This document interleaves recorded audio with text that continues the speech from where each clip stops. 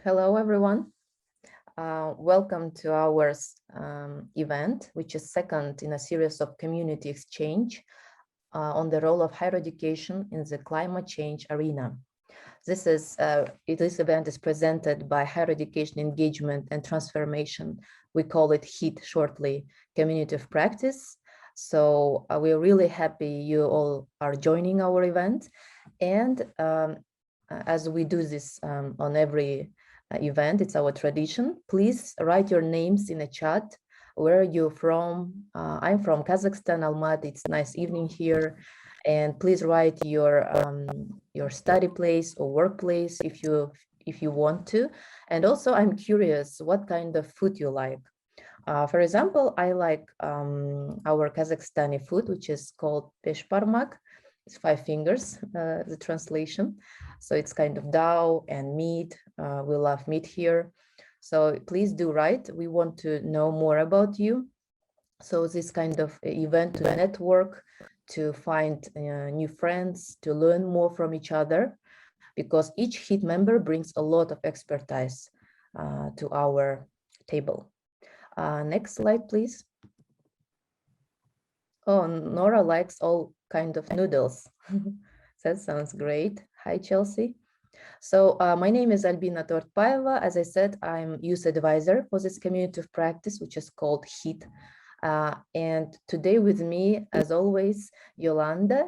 She can also, I think, say hi, present herself. Hello, everyone. Can't wait for this discussion to take place.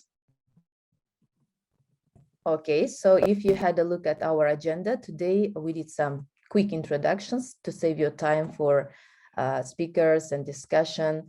And we will do some refresh about what is HEET, because sometimes we have new members. Then we will have interesting presentations by experts in this field of education and climate change, kind of research into practice agenda. And of course, we will do some nice discussions to get your ideas, to talk about how you feel this, all this, what you hear today kind of intervenes into your daily practice and your work in higher education field globally. We want to learn your also local experience, going from global to local. And we will talk about what's coming up next to get your ideas on this. Next slide, please.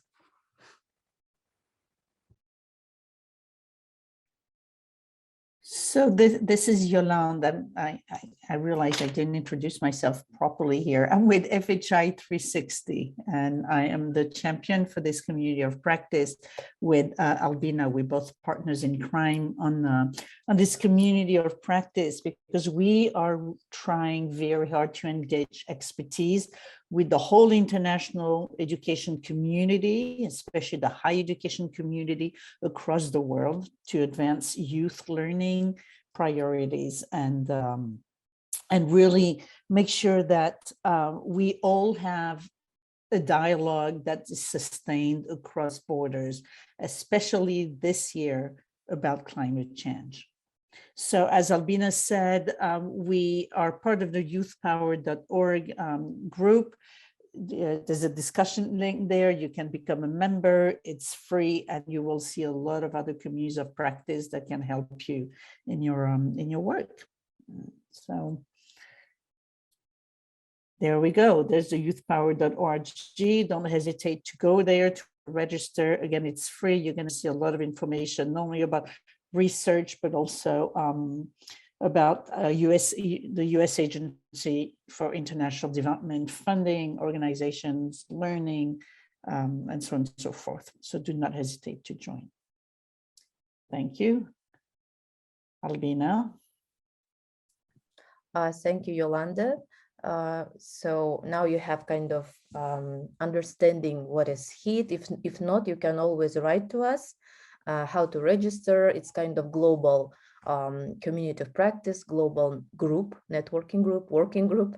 So we are open to any kind of forms of networking and discussion. So today we have amazing speakers, and this webinar brings them from the research and education fields, who will present on the latest research on the impact of rising temperatures on education. and also how a climate change strategy implemented by a Westchester University, US, promotes living and working sustainably. The event will be moderated by Dr. Madina Junusova, Senior Research Fellow at the University of Central Asia. And she's a member of the university team where she facilitates the creation of the regional knowledge network on sustainable infrastructure in Central Asia. So Madina will moderate a Q&A session and bring your key takeaways. This is shortly, and I will introduce speakers when they come to the floor. Our first speaker, Dr. Bradley Flam. He's Director, Office of Sustainability, Westchester University of Pennsylvania. And Dr. Bradley Flam will talk about the impact of climate change strategy for a higher education institution. Before Dr. Flam starts his amazing presentation, I'd like to tell a bit short information about his rich experience and background. So you all guys will learn more. Dr. Bradley Flam has been the director of Westchester University's Office of Sustainability since 2017 and collaborates closely with the large community of students, faculty, staff, and neighbors who are active in university's Sustainability Council. University has adopted ambitious climate action plan and includes sustainability as one of just 5 priority areas in its current strategic plan, which is called Pathways to Student Success. Dr. Flam supports initiatives in all areas of higher education sustainability, including energy management, zero waste planning, curriculum development and training programs, sustainable food systems, and sustainable transportation services. This is shortly, and I think Dr. Flam will tell more about his experience in his presentation. So the floor is yours. Thank you very much. I'm very glad to be here today, and I'm looking forward to the opportunity to share with everyone here today some of our experiences at Westchester University and to hear about the work that you're doing at your institutions of higher education. As was introduced, I am the director of the Office of Sustainability at Westchester University of Pennsylvania. For a little bit of background, I just want to set the stage by letting you know we are a public university of the Commonwealth of Pennsylvania. We are located about 25 miles, what is that, about 40 kilometers west of the city of Philadelphia. We have 17,500 students and about 2,500 faculty and staff members. So we're a large community of about 20,000. We have long had a commitment as an institution to the concept of sustainability. Next slide, please. And to tell you about that commitment, I want to focus on 3 main topics. The first is our climate action planning processes and initiatives at the university. As part of that, we need to monitor and evaluate our progress, and there are associated initiatives that aren't directly tied to reducing our carbon emissions, but support that overall strategy of planning for climate change and the impact on not just the university, but on the region, the state of Pennsylvania, the nation, and the world, of course. So let me start first by describing a bit about our approach to sustainability. We like to speak primarily of what is a fairly typical concept of the 3 principal areas of sustainability: the natural environment, society, and the economy. We talk about environmental, social, and economic sustainability quite a bit as shorthand, but when we have a chance to talk in more depth, we like to educate our community and our neighbors by referring to the United Nations Sustainable Development Goals. I imagine most of you are already quite familiar with the UN SDGs. They're quite comprehensive, and they very clearly make connections between different areas of professional practice and social systems that we need to identify when we're teaching and learning about the issue of sustainability. So we refer to the UN SDGs quite often, and we look to identify the research agendas of our faculty and students in terms of those SDGs. We find this a very useful framework, and I imagine most of you are familiar with them already, but if you are not, of course, please look into them. They're an invaluable source of inspiration for the work we do, and I'm sure for the work that many of you do. Next slide, please. As I said, the university has long had a commitment to sustainability in the broad sense. Dating back to the 1970s, for example, we had student activists on campus who lobbied for the preservation of a very large natural area on our South Campus. We have two campuses very close by, just a couple kilometers apart in Westchester, Pennsylvania. That natural area was preserved thanks to student activism and student leadership working with senior administration of the university.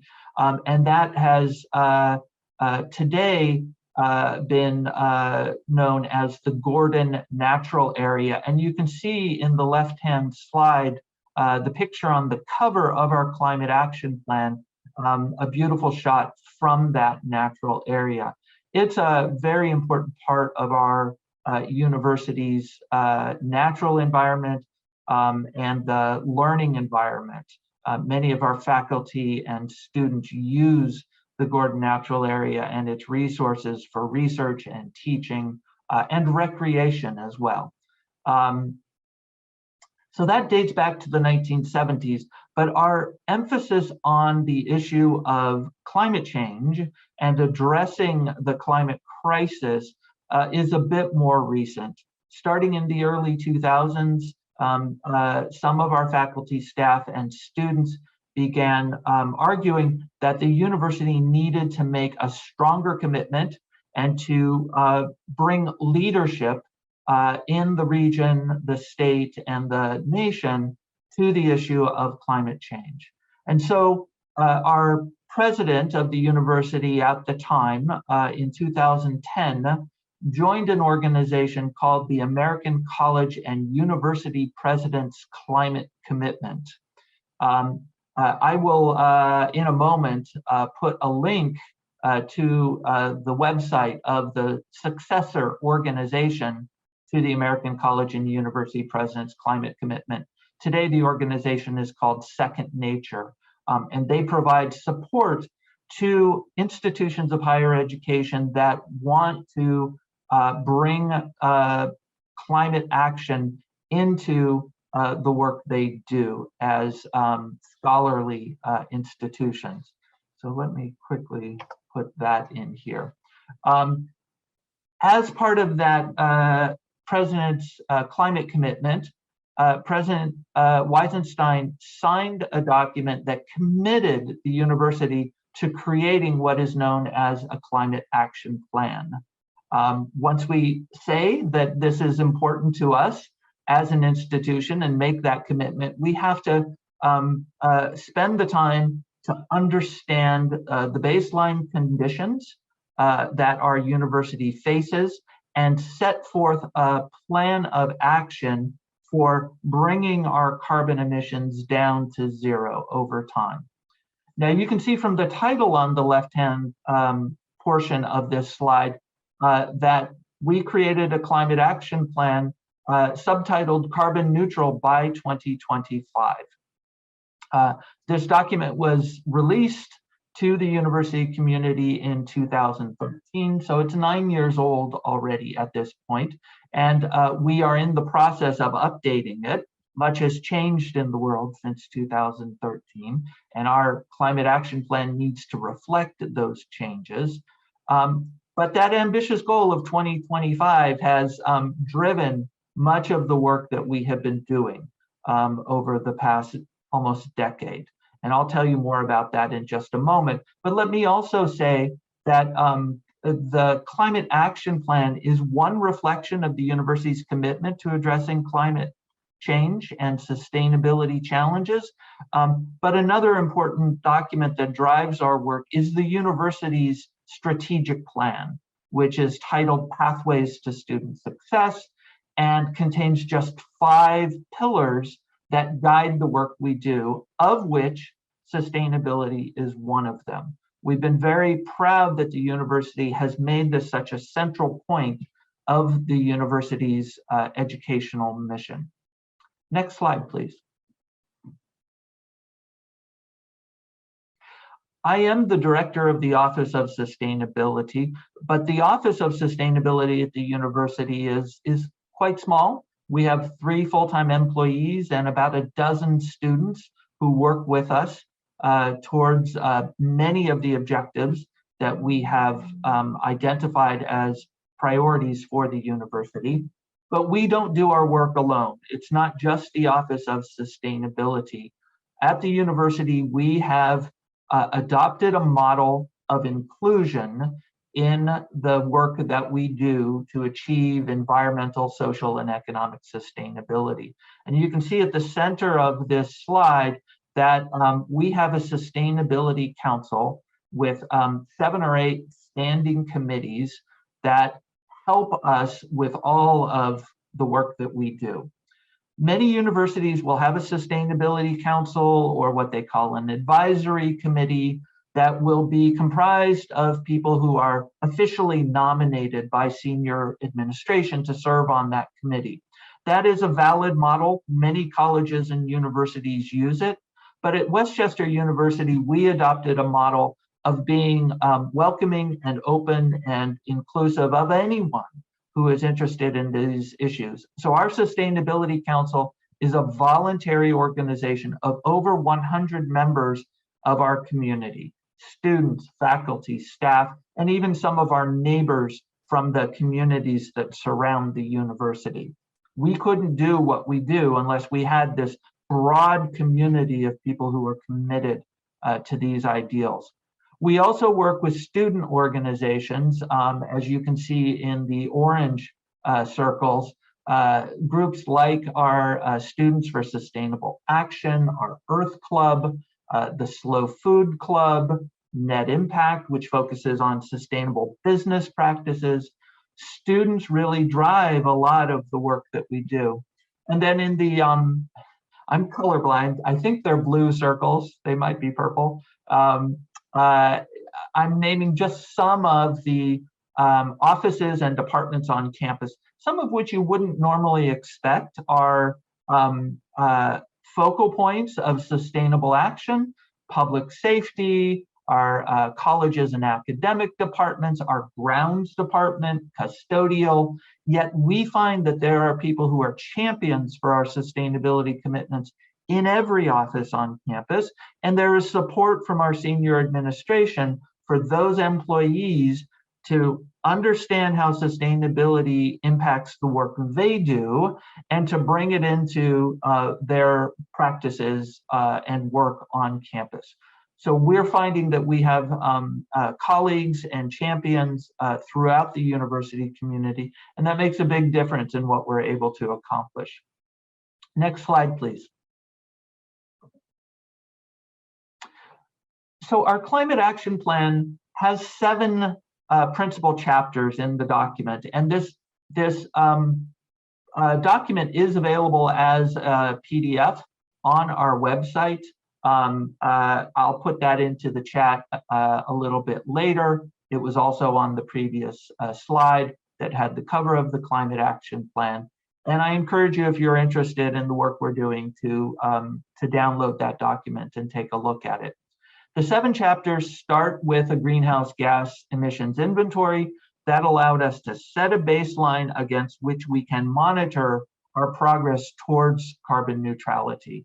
And that is a key element of the climate action plan.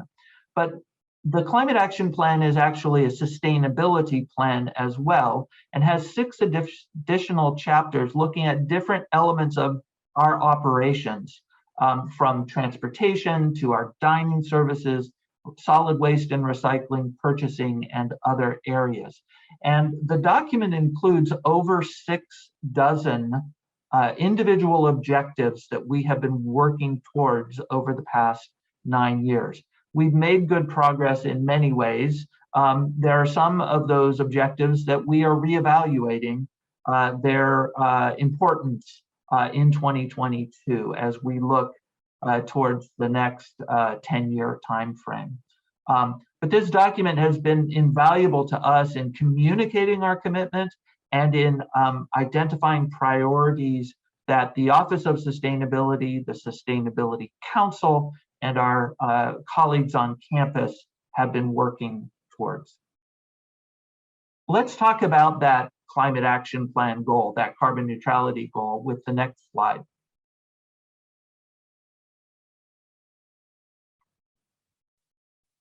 And let's go one more.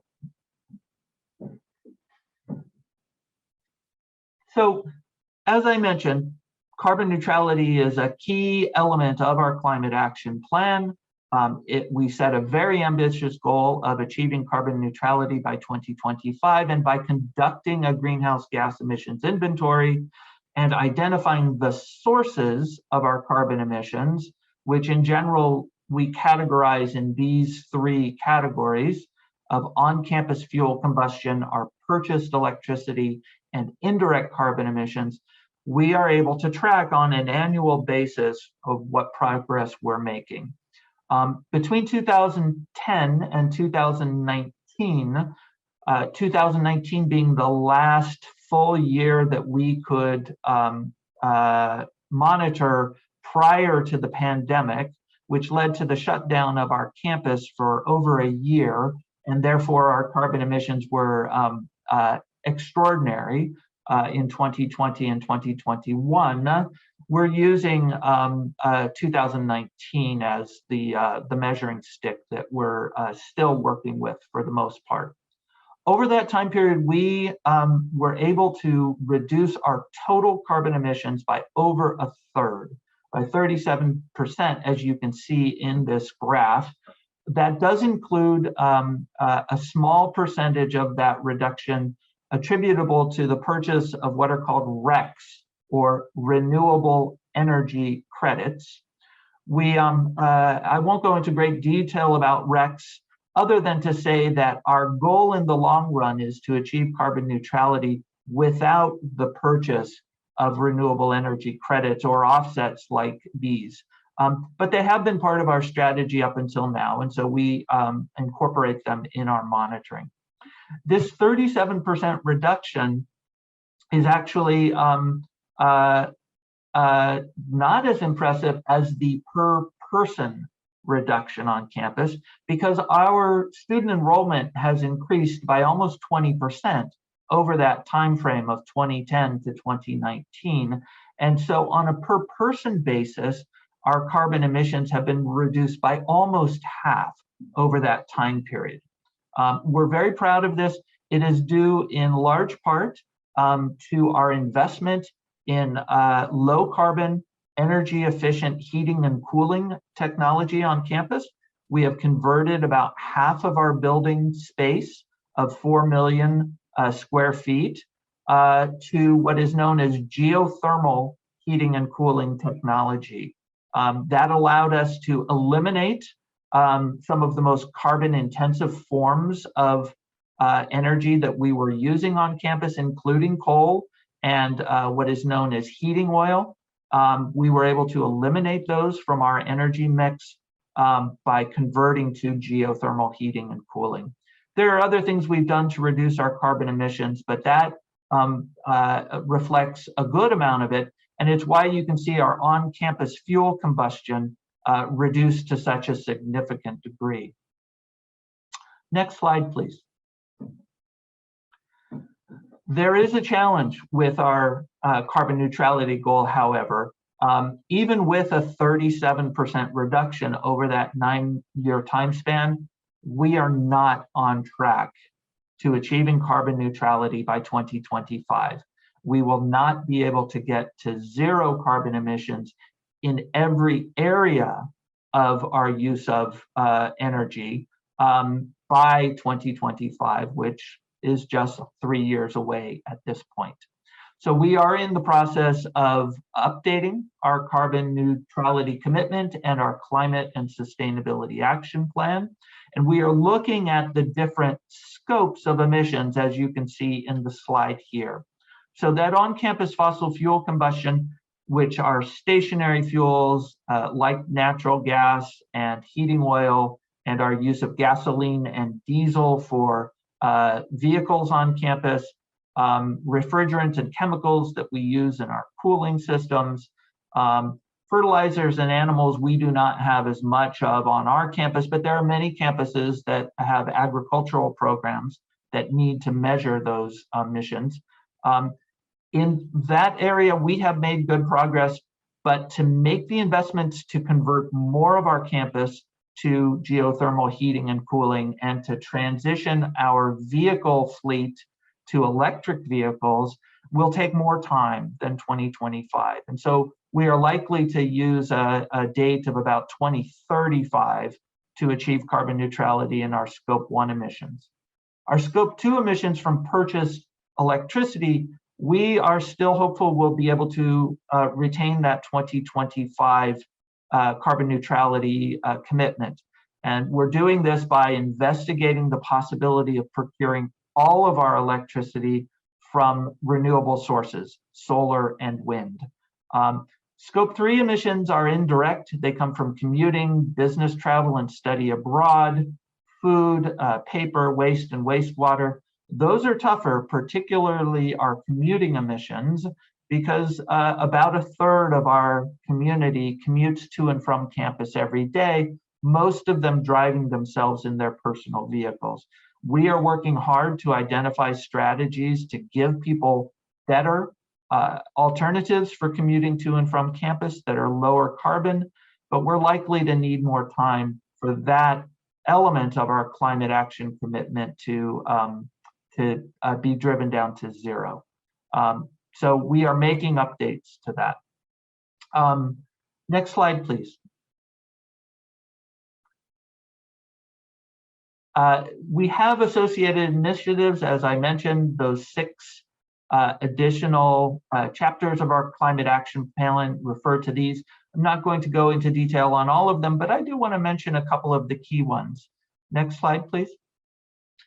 One of which is looking at our use of materials and energy on campus and thinking about ways that we can reduce waste as much as possible. We use a concept called zero waste, which doesn't mean that there's actually no waste generated on campus, but it means we are keeping in mind in every decision we make the impacts on the natural environment and our financial state by thinking about how we can redesign systems to simply not need to use as many material resources in the first place. Where we can't do that, we repurpose and we reuse materials. And when we can't do that, we recycle or compost, we recover materials, and we use a concept called residuals management. At the end of that process, there are some elements of materials used on campus that have to be taken to a landfill. And even in that decision, we're looking to be responsible and take them to landfills that have methane gas capture and reuse. So this is a process that is part of our climate action planning, but I thought it was worth mentioning specifically. Next slide, please. We also have a commitment to making sustainability as understood in the 17 United Nations Sustainable Development Goals part of our curriculum, part of the learning environment for every student on campus and every faculty member. part of the way we address that is we train our faculty, staff, and students to bring concepts of sustainability into the teaching they do. And we do that with what we call the Brandywine Project. The Brandywine is the watershed in which our campus is located. There's a Brandywine River, which eventually empties into the Delaware River and thus into the Atlantic Ocean. Next slide, please. And finally, we create as many opportunities for our students, faculty, and staff to get involved in knowledge creation through research projects and volunteer opportunities that allow them to take the sustainability concepts they're learning about in their classes into the world, into their practice and collaboration with community organizations on campus, in the county in which we're located, and in the larger world. It's a big part of the work we do, trying to connect our academic mission to the lives our students will lead once they leave Westchester University. So I think I've taken up more than my time. I apologize if I've done so, but I want to again thank you for this invitation to talk about the work we're doing, and to thank all of you who are attending this webinar today, and to welcome any questions now or at a later point in the hour. Bradley, thank you so much. It's such an interesting presentation. But I've discovered one small thing, just maybe to go back to the question about the food that Albina used to start up. And I see on your diagram that actually there is a decrease in all the options except the indirect emissions, where you include the food and traveling. So I'm just wondering, what is the main contribution? Why there is an increase? Like you have a good decrease in other options, but suddenly we have increase in this kind of indirect. Of course, you cannot control individuals, including the staff members and students, but just curious about why it's happening like this. Yeah, no, you're asking a very important question, and it's a big challenge for us. Part of the issue is that the vast majority of our Scope 3 indirect emissions come from commuting done by students, faculty, and staff. And over the 9-year time frame in that graph, our student body and the number of employees on campus increased. Most people probably recognize that the United States has a transportation system that is focused quite a bit on individual use of automobiles. And we are no different at Westchester University. We're located in what's a fairly suburban part of the Philadelphia region. And most of our employees and many of our students are driving to and from campus every single day. We are encouraging our community to share the ride more, to carpool, to come together on campus in fewer vehicles. We're trying to improve public transportation options so that people can take buses and trains to get to the university. And we're encouraging the communities that surround our campus to improve bicycle safety and bicycling conditions so that more of our community can get to and from campus with what we call active modes of transportation, walking and bicycling. But I'll be honest, we have not made the progress that we would have liked to make in those areas. So it's a continuing challenge for us.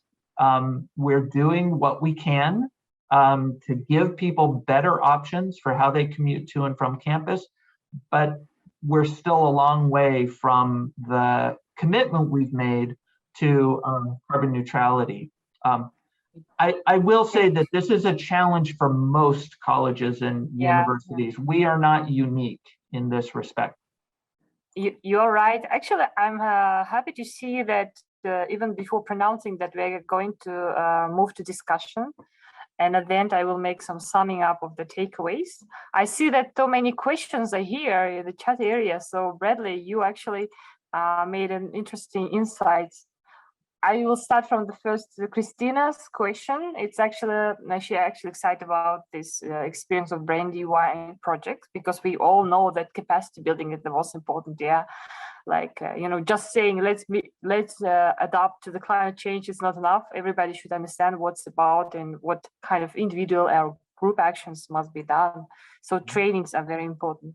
And she actually has a question about how faculty be receptive and responsive with the training, like how, I think she's interested about how well these trainings are actually working, and how the faculty start to use it, like teach in this field. For example, she's making example, how have the faculty that teach in fields outside of the physical sciences taking up this, and any pushback or requests for the further support in integrating sustainability in fields like humanities and social sciences. So quite an interesting question about how these trainings are received or accepted by the faculty members. Would you please give us some suggestions or maybe feedback on your evaluation? Yes, thank you for that question. The Brandywine project has been in existence for 8 years now, and we have held 4 biannual workshops for faculty. These are 2 full-day workshops that involve opportunities to learn about sustainability and to collaborate with faculty from across the university to think about the development of course syllabi and to actively revise an existing syllabus or create a new syllabus focused on sustainability in whatever field of study faculty participants come from. These workshops generally have from 25 to 35 participants from most departments on our campus. We have a College of Arts and Humanities, a College of Sciences and Mathematics, a College of Health Sciences, a College of Business and Public Management. And we find that faculty from every one of those colleges are interested in participating. I appreciate the question about the physical sciences and other disciplines. Interestingly, the faculty members who have organized these workshops the past 2 times are a team of 2 faculty, one who is an English professor, a literature professor, and the other is a professor of nursing. So it's not just that our colleagues in geology and chemistry and biology are interested in these issues. We find that our faculty in geography and nutrition and languages and arts and design are just as interested in sustainability as our colleagues in the physical and hard sciences. We open up these workshops to faculty not just from Westchester University, but from neighboring universities. That has been an important part of the work we do. We're establishing connections with other institutions nearby that have allowed us to develop programs for the region as a whole, not just on our campus. I will, when I get a moment, put a link to a website that goes into more detail about our Brandywine project. Let me make just one more comment about it. The first Brandywine project workshop at Westchester University was focused on faculty and on their efforts to bring sustainability into the curriculum. But we quickly realized, because we think of ourselves as a community of educators, where it's not just the faculty who are responsible for education, but so are staff members, administrators, and students. They play a role as well. And so we've expanded the Brandywine project to have a series of workshops geared at staff members of the university and at students. And in fact, just yesterday, we held a Brandywine project staff sustainability workshop a half-day workshop that helps our colleagues who work in public safety and facilities and student health to also make sustainability part of the work that they do. It's been a very successful program. We're proud of the work that we've been able to do that way. Great. Actually, Bradley, we have one related question. Sorry, okay, Bush, I will go back to your question. Even you included in the chat the second one, but I see the Carmen question is related to the thing we started to discuss. And there is a wonder about this alignment to the Sustainable Development Goals that you mentioned in the beginning, and how you see the progress, like how faculty and students responding, and how what about outcomes? Maybe any change in teaching, research, and how it's measured. So it's interesting because if you're going to align to the Sustainable Development Goals, and you said about planning based on the monitoring and evaluation. So I think very good question about how you are measuring and aligning your individual plans to these global goals. We do this in a couple of ways with varying degrees of success, I'll be honest. Our College of Business and Public Management has very explicitly worked with a United Nations initiative called PRME, that stands for Principles of Responsible Management Education. And so it's really designed to help business colleges bring concepts of the United Nations Sustainable Development Goals into teaching and research for business students and business faculty. So they are very explicitly looking at research projects that their faculty conduct, the syllabi of all the courses that are taught in the business school, and they're looking at student research initiatives as well, and explicitly aligning them with each of the 17 Sustainable Development Goals to see what kind of progress they will be making over time. Our use of the SDGs in other colleges on campus is not as systematic. We have an overall recognition of the value of the framework of the UN Sustainable Development Goals. We track the number and types of research projects and courses on campus that are related to sustainable development goals of one kind or another, but we are not as effective in documenting and monitoring our progress based upon the UN SDGs. That's a challenge we continue to work on. Yeah, you're right. But we started to talk about the challenge. And by the way, we have a question about the greatest barriers that you have launching your plan. You just said that it's like only 9 years and you are not achieving what you planned. But of course, because we understand that it's not a smooth process, you usually have some obstacles. And so it's interesting, like, what are the greatest barriers? It's a question from the chat. So one of our participants really curious about this. I think it's important for all of us to know, because in planning, I mean, implementation, during the implementation, we see all the issues about what we did not plan well. Yeah, so it would be great to hear your example. Well, let me start by saying the carbon neutrality by 2025 goal that was set in 2013 with the release of our first climate action plan. Even at that time, the Westchester University community understood that that was an enormously ambitious goal. I was not actually at the university at that time. I came in 2017. And we recognized that achieving full carbon neutrality by 2025 was just enormously ambitious and a difficult target to set. we felt that it was important to set a very ambitious goal like that because it would drive a sense of urgency, both with the senior administration of the university and with the overall community of students, faculty, and staff.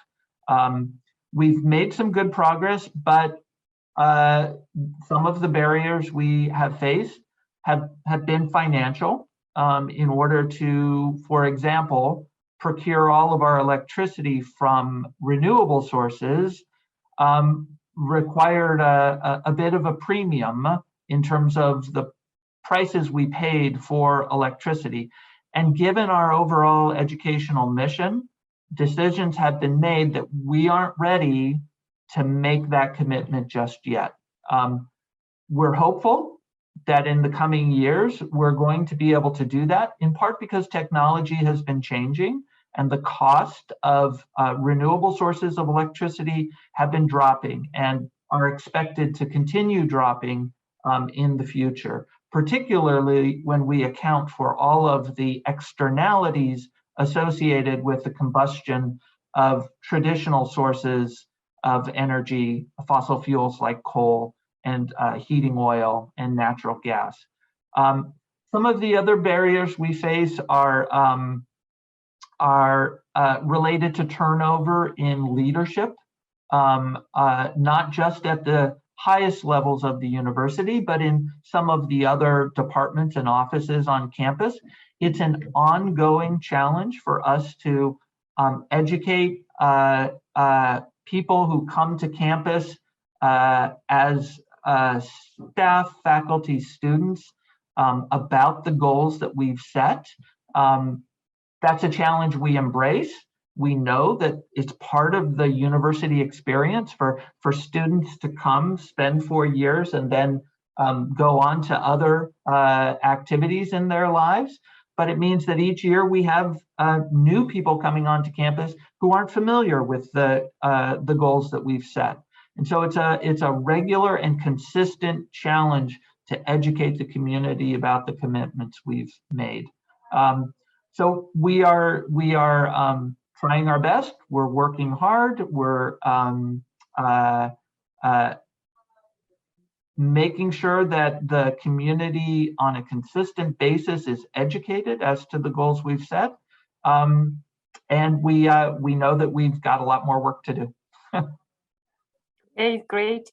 You know, if we talk about sustainability, the cycling is one of the main important, that all processes should be not linear, but, cycling. So that's getting a natural process of your department, that you are doing everything once again and again to engage the new people. So good luck with this. And I see that there's no more questions, so I would like to a little bit sum up and maybe also to get feedback from you, Bradley.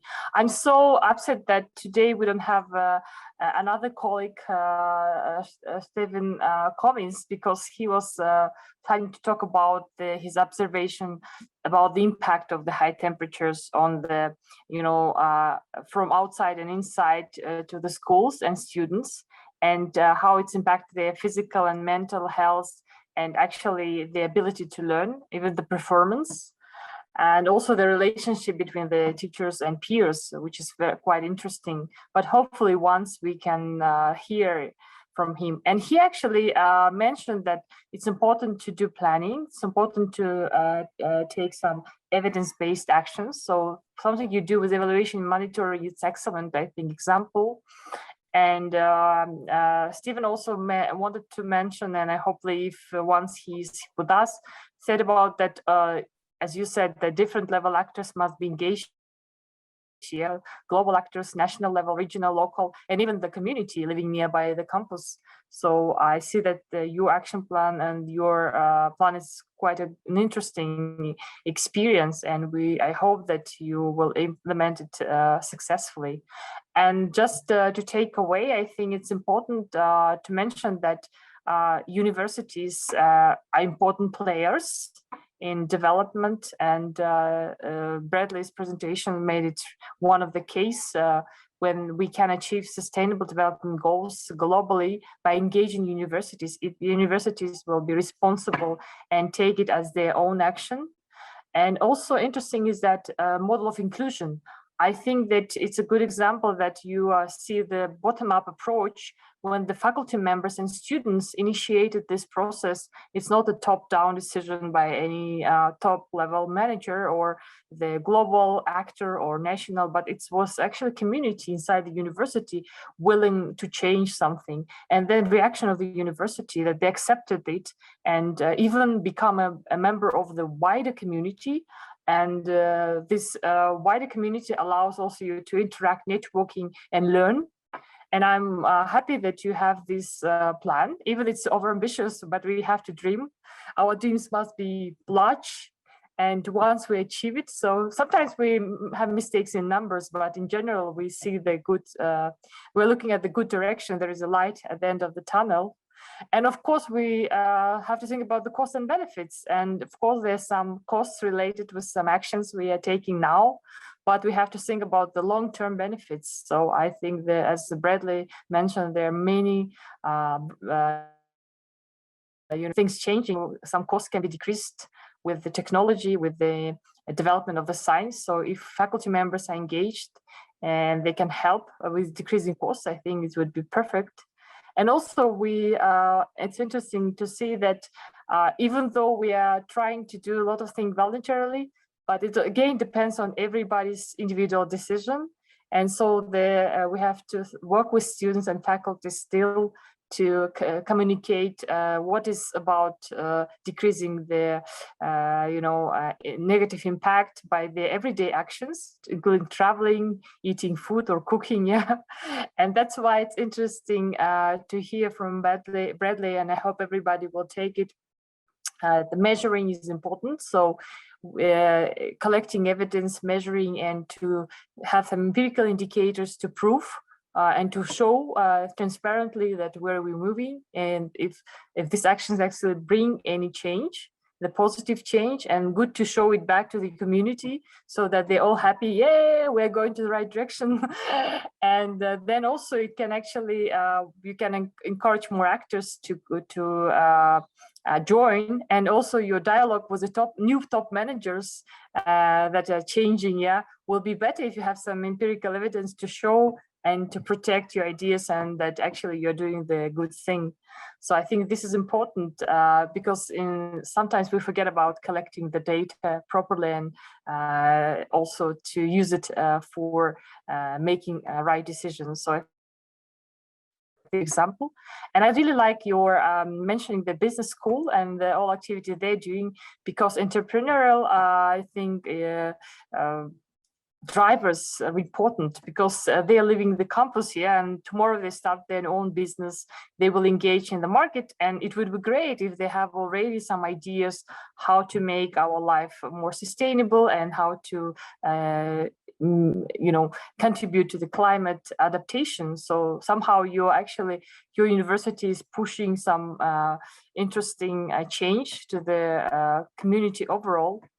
And that's why we are looking for maybe future meeting after some years. Hopefully we'll hear something more interesting.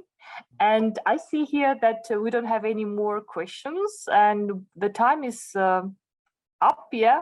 So if I missed something, I think my colleagues will add, but I was excited by your kind of stakeholder engaging, bottom up, voluntarily initiatives, and I really like these kind of actions that are not imposed by someone, but naturally developing. So I wish you good luck.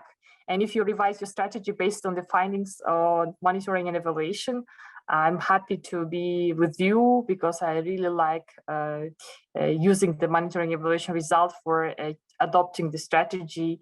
And I hope you will have a better strategy, maybe more innovative, less cheaper, and acceptable by most. And good luck with the teaching training, because this is an important part. And I hope that more people join your trainings and you'll have more participants. So I'm giving floor to my colleagues. Yes, thank to sum you. up. Thank you. Yeah, thank you so much, Medina. What a wonderful summary of the takeaways you did. And Dr. Flam, thank you so much. This is so inspiring. One colleague, Korsal from Cambodia, said something very interesting. He said that in Cambodia, there are lots of climate change issues, and many young people are arrested by local authority while they speak about climate change and environmental issues. So it really gives us another challenge. And I mean, we're part of the Youth Power Network, and activism is not something that's easily done to address this. So of course, we'd love to hear more about this. I want to go to the next steps of this community of practice. Okay, I see we're very active, so do not hesitate to sign up for these other communities of practice meetings. So watch us for higher education and climate change, which is us. Our next learning event is June 24th, and we're going to be presenting what universities in Kenya are doing, as well as maybe Kazakhstan. We're going to do a cross-country dialogue on how we're addressing it. Maybe we could get Cambodia in there too, because it's so interesting. So please keep an eye on the Youth Power website. Go to it, register, add your profiles while we can, so we can keep in touch. If you have more questions, please let Albina and me know. We have a poll, Stephanie. We would love to hear from you. Please tell us if you want to present. This is all about the community. So if you would like to present anything, let us know. Please let us know. We'll make space for you. We'll make time for you. All right. So please go ahead with the poll. And Stephanie, I can keep going, right? Yep, I'll leave the poll up. All right, okay. And as the poll is taking place, we would love to take a group picture.